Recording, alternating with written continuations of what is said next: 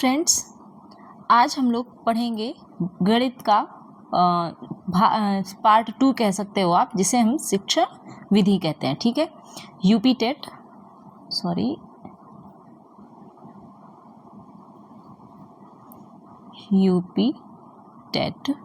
2026। ठीक है, हम लोग आज क्या पढ़ने जा रहे हैं? शिक्षण विधि। अब देखिए, शिक्षण विधि स्टार्ट करने से पहले हम लोग जानेंगे गणित के इतिहास के बारे में। तो गणित का इतिहास कहाँ से प्रारंभ हुआ है, बताइए। तो देखिए, गणित का इतिहास जब हम लोगों का अगर हिस्ट्री में हम लोग जाते हैं तो वेदांग से, जो कि वेदांग ज्योतिष बोला गया है, जिससे स्टार्ट हुआ है। अब देखिए, वेदांग कितने हैं? 6 वेदांग है ना। तो उनमें से भी जो ज्योतिष है, ठीक है, ज्योतिष वेदांग, उसमें गणित के बारे में बताया गया था।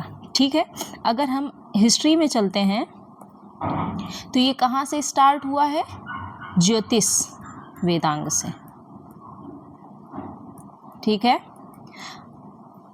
और अब उसमें यहाँ पर फिर हम लोग चलते हैं, अगर हम चले कि भारतीय गणित, ठीक है ना, तो भारतीय गणित का शुभारंभ कहाँ से हुआ है? तो ऋग्वेद से। ऋग्वेद सबसे प्राचीन वेद है ना, तो यहाँ से भारतीय गणित का प्रारंभ हुआ है। अब देखिए, इसको ना 5 पार्ट में डिवाइड किया गया है, 5 कालखंड में विभाजित किया गया है। चलिए हम देखते हैं पांचों कालखंड क्या हैं। ठीक है, तो देखिए, पहला कालखंड है आदिकाल। आदिकाल कब से कब तक है? 500 ईसा पूर्व से। देखिए, अब आदिकाल को ही ना 2 पार्ट में बांटा गया है। कौन सा? वैदिक और उत्तर वैदिक काल। देखिए, अब ज़्यादा डिटेल तो आप ना लर्न करिएगा, थोड़ा थोड़ा आप देख लीजिएगा ओवरऑल। ठीक है, तो ये रहा 1000 ईसा पूर्व तक वैदिक काल।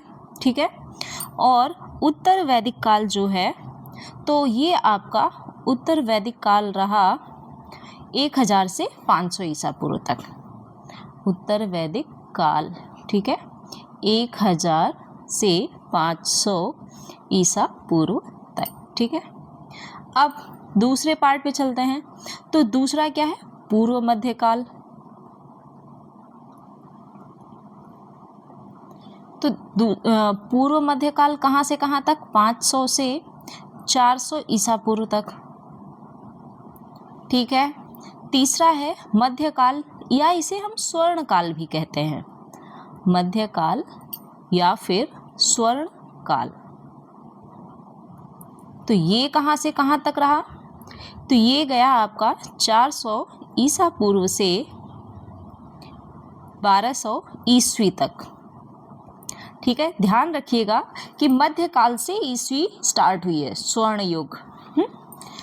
अब इसके बाद कौन सा काल आया? तो अब आया उत्तर मध्यकाल।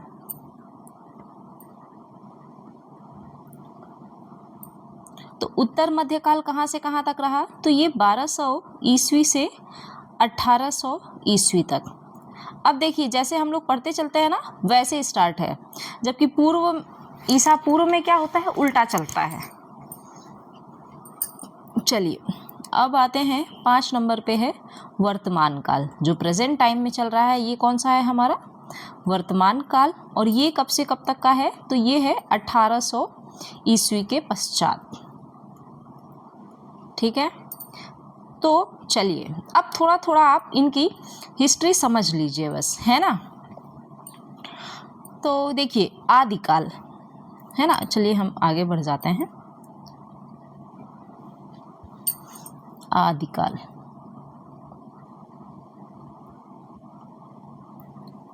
तो देखिए, आदिकाल में क्या है, क्या क्या चीज़ें हमें समझ में आई। तो आदिकाल में ना अंक गणित, बीज गणित और रेखा गणित को बहुत ही ना एक सिस्टमेटिक वे में इसकी स्थापना की जा चुकी थी उस टाइम पर। ठीक है, तभी तो भाई वैदिक काल और उत्तर वैदिक काल में डिवाइड किया गया इसे। है ना। तो जब वैदिक काल है ना, जो वैदिक काल में ही कहा जाता है ना कि शून्य शून्य किसने दिया। तो वैदिक काल लिख लेते हैं, वैदिक काल। ठीक है, वैदिक काल में ना शून्य का कॉन्सेप्ट आया, जीरो, शून्य क्या, जीरो। ठीक है, और दूसरा कॉन्सेप्ट क्या था, दाशमिक स्थानमान, यानी कि डेसिमल प्लेस वैल्यू। दाशमिक स्थान मान, स्थानीय मान की बात की गई है। ठीक है, इन पद्धतियों का आविष्कार किया गया था कब, वैदिक काल में। ठीक है, साथ ही साथ देखिए भाई, जब शून्य का आविष्कार किसने और कब किया, इन चीजों के बारे में जानकारी उतना स्पष्ट रूप से वैदिक काल में नहीं हुई है। ठीक है, हाँ, लेकिन ये कहा जा सकता है कि जो ये वैदिक काल था ना, इसने ही गणित और विज्ञान को ना बहुत ही पीक लेवल तक पहुंचाया था। कहा जाता है ना कि उच्च शिखर, ठीक है, वहां तक पहुंचाया। अब इसमें अनेक संक्रियाओं की बात करी गई है, तो इसमें योग, ठीक है, गुणा एवं भाग, साथ ही साथ वर्गमूल, वर्ग और वर्गमूल। देखिए ये चीजें थोड़ी आप याद रख लीजिएगा, वर्ग एंड वर्गमूल प्लस घन और घनमूल, इतनी चीजों की बात करी गई है इसमें। ठीक है, तो 3 पॉइंट्स में आप इसको लर्न कर सकते हो। पहला कि शून्य की बारे में इसमें आया, ठीक है, शून्य की चर्चा हुई इसमें। फिर से दाशमिक स्थानीय मान का कॉन्सेप्ट मिला वैदिक काल में। और तीसरा योग, गुणा एवं भाग, वर्ग और वर्गमूल, फिर है घन और घनमूल। इन चीजों का डिटेल एक्सप्लेनेशन है। ठीक है, अब आते हैं हम लोग उत्तर वैदिक काल में। उत्तर वैदिक काल, तो देखिए उत्तर वैदिक काल में क्या हुआ। तो जैसे जो आप लोग जानते हो ना रेखा गणित, ठीक है ना, उत्तर वैदिक काल में रेखा गणित के बारे में चर्चा हुई। अब रेखा गणित में हम लोग क्या पढ़ते हैं, वही कोण, त्रिभुज, ये सब चीजें, वृत्त, वर्ग, आयत, है ना, ये सब चीजें हम लोग उत्तर रेखा गणित में पढ़ते हैं।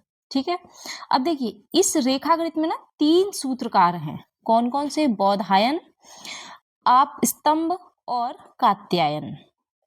यहाँ पर भी जो ये संक्रियाएं हैं ना, ये वाली संक्रियाएं, ये सब यहाँ भी थी। ठीक है, दूसरी बात इसमें आप क्या कह सकते हो,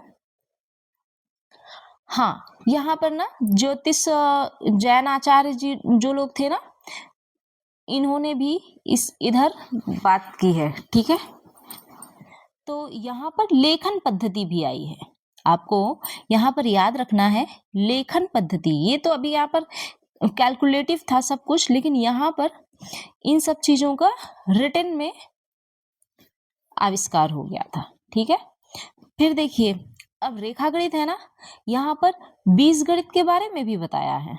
बीज गणितीय जैसे समीकरण, इक्वेशन जो होती है ना, यहाँ पर कर लेते हैं इसको। देखिए तो इसमें आपको क्या क्या पढ़ना है, वो योग और ये वाला पार्ट तो इक्वल है। ठीक है, इसको भी आप यहाँ पर लिख सकते हो। दूसरा जो जैनाचार्य लोगों का यहाँ पर योगदान रहा है उत्तर वैदिक काल में। ठीक है, फिर उन्होंने ना गणित के अनेक तत्व जैसे कि मीमांसात्मक, अब देखिए सोचनीय, विवेचन करने वाले, रोचक गणित का, यहाँ पर मतलब कोई चीज अगर हमें प्रस्तुत करनी है तो कैसे एक्सप्लेन करें उसको, है ना, तो उसके लिए कौन सी पद्धति आ गई, लेखन पद्धति आ गई। ठीक है, यहाँ पर आप लिख दो संख्या लेखन पद्धति। ठीक है, और प्लस समीकरण, बीजगणित के समीकरण, बीजगणितीय समीकरण की बात हुई। ठीक है, ये आप यहाँ पर कह सकते हो परमुटेशन, कॉम्बिनेशन की बात हुई, क्रमचय, संचय, फिर से घातांक, लघुगणक, ये सारे कॉन्सेप्ट यहाँ पर स्टार्ट हो गए थे, इन पर विचार होने लगा था। ठीक है, क्यों ऐसा हुआ भाई? अब देखिए, अगर जब हम लेखन पे आ चुके हैं, किसी चीज को अपने रिटन में चीजें आ गई हैं, तो फिर आगे और भी उसका खोज चलती रहती है ना। तो हम लोगों ने आदिकाल देख लिया, अब आते हैं हम लोग पूर्व मध्यकाल। ज़्यादा नहीं, बस थोड़ा थोड़ा पढ़ के चलेंगे, है ना। तो ये पूर्व मध्यकाल, पूर्व मध्यकाल में क्या क्या है, इसमें ना गणित का प्रॉपर डेवलपमेंट हो चुका था, जो कि देखिए किससे पता चलता है, तो आर्यभट्ट और ब्रह्मगुप्त की जो कृतियां थी, ठीक है ना, उनसे इनके बारे में जानकारी होती है। आर्यभट्ट प्लस ब्रह्मगुप्त। अब बताइए, आर्यभट्ट की जो बुक है और ब्रह्मगुप्त द्वारा जो लिखी गई किताब हैं, उनके नाम बताइए आप। ठीक है, तो देखिए, स्थानांग सूत्र, भगवती सूत्र किसकी है, और इन अनुप्रयोग द्वार सूत्र, ये 3 चीज़ें हैं, इनके द्वारा यहाँ पर पता चला है। ठीक है, तो देखिए हम लिख लेते हैं यहाँ पर स्थानांग सूत्र और भगवती सूत्र। अब आप, हमने बुक्स के नेम भी बता दिए हैं, ये बताइएगा आप कि कौन सी किसने लिखी है। ठीक है, स्थानांग प्लस भगवती सूत्र, ये 2 बुक, भगवती प्लस तीसरी अनुप्रयोग द्वार सूत्र, अनुप्रयोग द्वार सूत्र, ये तीनों सूत्र ही हैं। ठीक है, इनके द्वारा ये प्रमुख ग्रंथ हैं, किसके, इस पूर्व मध्य काल के। ठीक है, बंदाली गणित है एक। ठीक है, तो बंदाली गणित में अंक गणित की मूल संक्रियाएं, जैसे कि दार्शनिक अंक लेखन पद्धति, भिन्न, परिक्रम। अब देखो यहाँ पर ना आप लिख सकते हो कि भिन्न के बारे में जानकारी हुई। ठीक है, भिन्न हो गया, फिर वर्ग घन, वर्ग घन तो पहले भी हो चुका था। क्रय विक्रय, देखिए ये भी प्लस पॉइंट है आपका कि क्रय मूल्य और विक्रय मूल्य, भाई जब क्रय विक्रय करेंगे, चीज़ों को खरीदेंगे बेचेंगे, तो उससे क्या कॉन्सेप्ट आया, क्रय विक्रय का आया। और जब क्रय विक्रय का आया तो इसी से रिलेटेड जो क्वेश्चन हो गए। अब देखिए, क्रय विक्रय से रिलेटेड क्वेश्चन क्या हो सकते हैं भाई, प्रॉफिट वाला कॉन्सेप्ट आया, लॉस वाला कॉन्सेप्ट आया। ठीक है, तो ये चीज़ें यहाँ पर इतनी हो गई। ठीक है, अब देखिए, अब हम चलते हैं नेक्स्ट अपना स्वर्ण युग। ठीक है, स्वर्ण युग या फिर क्या है इसे, मध्यकाल, मध्यकाल।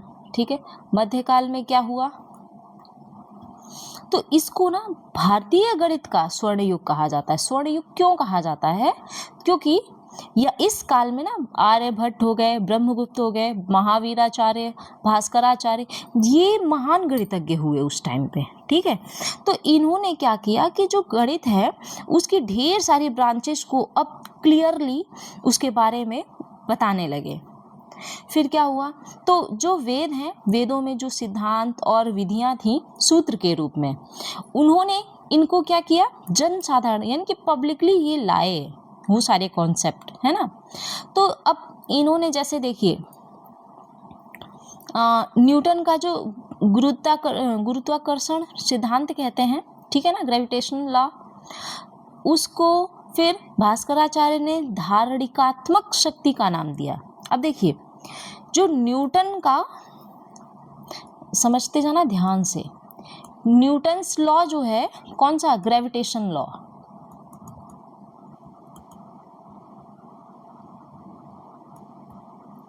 ठीक है, इसको भास्कराचार्य जी ने क्या नाम दिया था,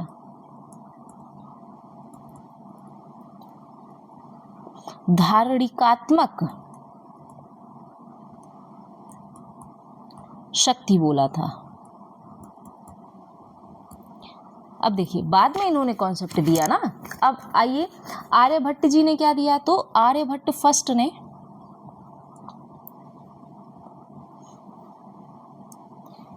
कब, 499 ईस्वी में। ये थे कहाँ के, पहले ये बताइए, ये कहाँ के निवासी थे आर्यभट्ट, पटना। जानते हो ना आप लोग खान सर को, वो कहाँ के निवासी हैं, पटना बिहार के, ठीक है। तो जो आर्यभट्ट जी थे उन्होंने क्या किया, अपनी इनकी बुक थी आर्यभट्टीय, इनकी बुक का क्या नाम है, आर्यभट्टीय,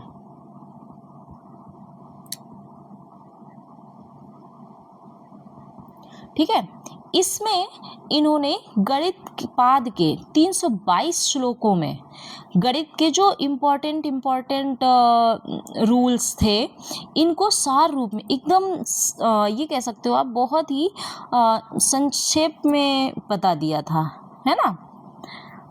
लाइक त्रिकोणमिति, अब देखिए त्रिकोणमिति में यहाँ पर ये कह सकते हो 322 श्लोकों में इन्होंने क्या किया, 322 श्लोकों में गणित को पूरा गणित की ब्रीफ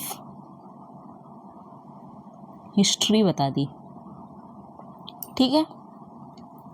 साथ ही साथ यहाँ पर ट्रिग्नोमेट्री कॉन्सेप्ट आया, ठीक है, ट्रिग्नोमेट्री के बारे में। और इन्होंने ना पाई का कॉन्सेप्ट भी दिया, कहाँ तक, पाई की जो वैल्यू है ना, पाई की वैल्यू दशमलव के 4 स्थान तक इन्होंने निकाली, क्योंकि पाई की वैल्यू तो आपको पता है ना 3.14 हम लोग लेके चलते हैं, है ना, लेकिन इन्होंने 3.1416 तक निकाली, ठीक है। और यही इन्होंने भी बताया कि ये क्या है, एक अपरिमेय संख्या है। इसके बाद देखिए, तो चलिए इसको हम लोग इतना ही रखते हैं, है ना। फिर आगे चलते हैं, आगे कौन से कुछ और याद कर लीजिए, जैसे महावीराचार्य जी हैं, है ना। तो महावीराचार्य जी ने क्या दिया, तो इन्होंने एलसीएम और एचसीएफ के बारे में, केवल एलसीएम है, महावीराचार्य इन्होंने एलसीएम का कॉन्सेप्ट दिया, ठीक है। लसप,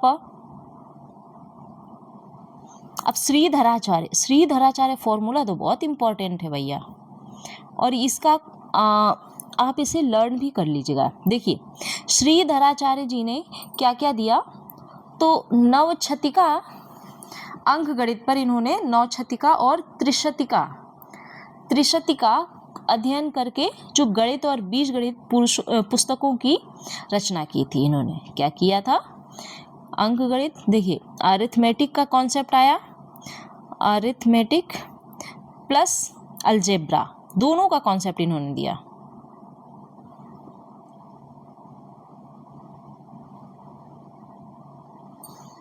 अलजेब्रा, ठीक है, ये दो कॉन्सेप्ट आए।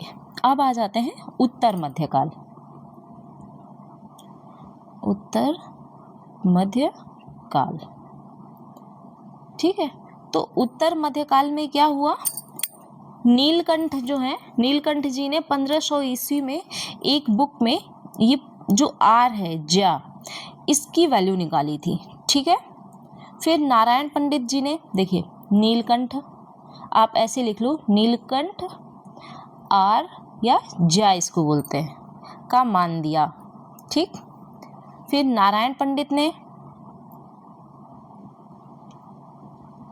इन्होंने गणित कौमुदी, अंक गणित पे एक ग्रंथ लिखा जो कि क्या है, गणित कौमुदी, और ये पूछा जा सकता है आपसे, ठीक है। तो इसको आप इम्पोर्टेंट मार्क कर लो, गणित कौमुदी, ठीक है। फिर नीलकंठ जी की जो बुक थी इसका नाम था ताजिक नीलकंठी, इनकी बुक है ताजिक नीलकंठी, ठीक है। और कमलाकर भट्ट ने क्या दिया, तत्व विवेक नामक ग्रंथ, ठीक है। छोड़िए, बस इतना ही है। इसके बाद अब आप आ जाइए वर्तमान काल में, क्योंकि बस वो इनको आपको टच करना है थोड़ा थोड़ा, इससे ज़्यादा कुछ नहीं होगा, है ना। हाँ, अब जो आता है वर्तमान काल, ठीक है। इस वर्तमान काल में प्रेजेंट टाइम में जो भी चीज़ें चल रही हैं वो तो ठीक ही ठीक है। गोलीय रेखागणित, देखिए इसमें गोलीय रेखागणित की बात आ गई, प्लस समीकरण मीमांसा, समीकरण मीमांसा और दीर्घवृत्त लक्षण कह सकते हो आप। ये सारी चीजें कब आई? तो वर्तमान काल में आई। ठीक है, अब देखिए जो रामानुजन जी थे, है ना, रामानुजन, उन्होंने क्या क्या दिया? तो जो भी उनके गणित के जो सिद्धांत थे, वो रामानुजन सूत्र आया। ठीक है, ये कॉन्सेप्ट किसने दिया? तो ये सुधाकर जी ने, सुधाकर, और रामानुजन ने रामानुजन सूत्र दिया। ठीक है, इसको लिखना और सिद्ध करना दोनों चीजें बताई थी। ठीक है, तो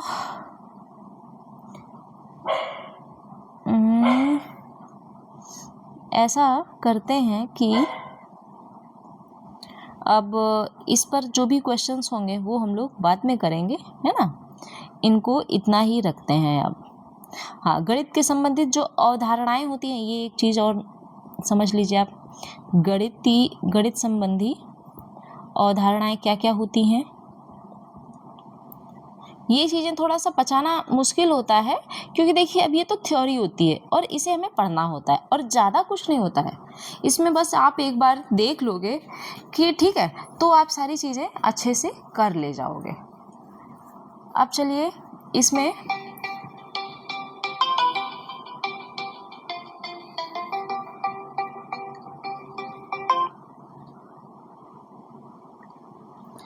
तो इसमें हम लोगों ने क्या पढ़ना है? गणित संबंधी अवधारणा में क्या क्या होता है भाई? गणित की मापतौल, ठीक है, मापतौल,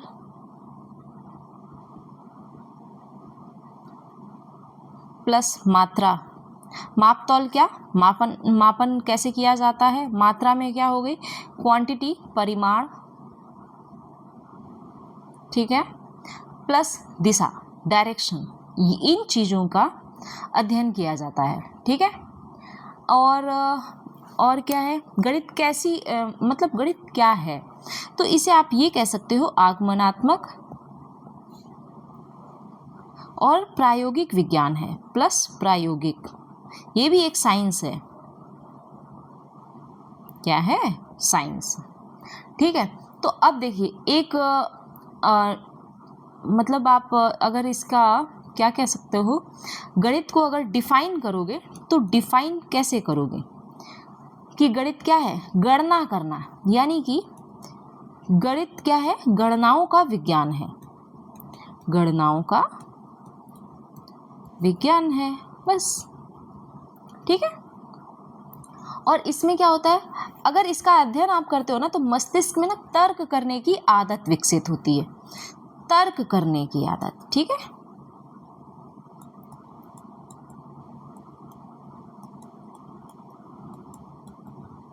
तर्क करने की आदत का विकास होता है।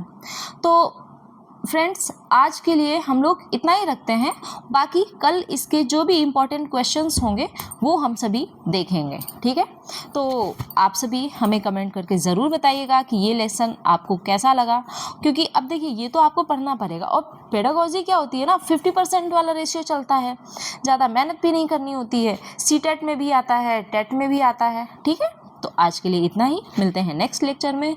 Bye bye, take care. बताइएगा आप सभी ये सेशंस कैसे लगे। अगर आपको अच्छा लगा हो तो अपने फ्रेंड्स में शेयर, कमेंट एंड लाइक ज़रूर कीजिएगा। Thank you.